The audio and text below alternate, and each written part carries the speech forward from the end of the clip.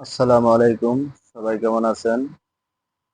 আমি আগামীকালকের ডাকসুর নির্বাচন সম্পর্কে কিছু বলতে চাচ্ছি। টান টান উত্তেজনা চলতেছে। সবাই দেখতে পাচ্ছেন। শিবির একদিকে এবং ছাত্রদল আর একদিকে। কে জিতবে কালকের এই দ্বিতীয় সংসদ নির্বাচনে?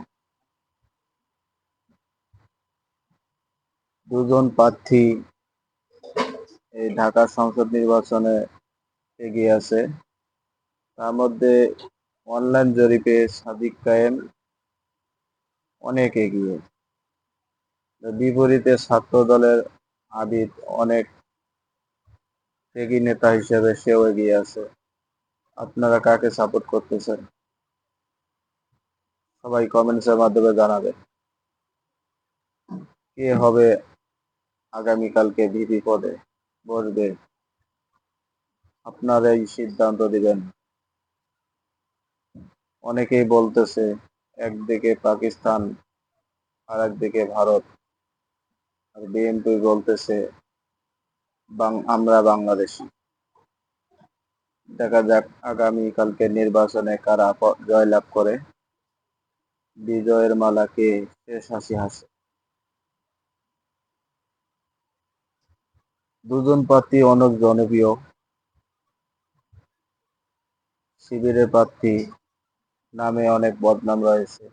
সে এক সময় ছাত্রলীগ করত, অনেকেই ত্যাগ দিতেছে। অন্যদিকে ছাত্র দলের বিরুদ্ধে অনেকেই বলতেছে তারা ধর্ষণ করেছে, মেয়েদেরকে শান্তিতে থাকতে দিবে না ক্যাম্পাসগুলোতে। আপনাদের কি মনে হয় ছাত্র দল নারীদেরকে শান্তিতে থাকতে দেবে না?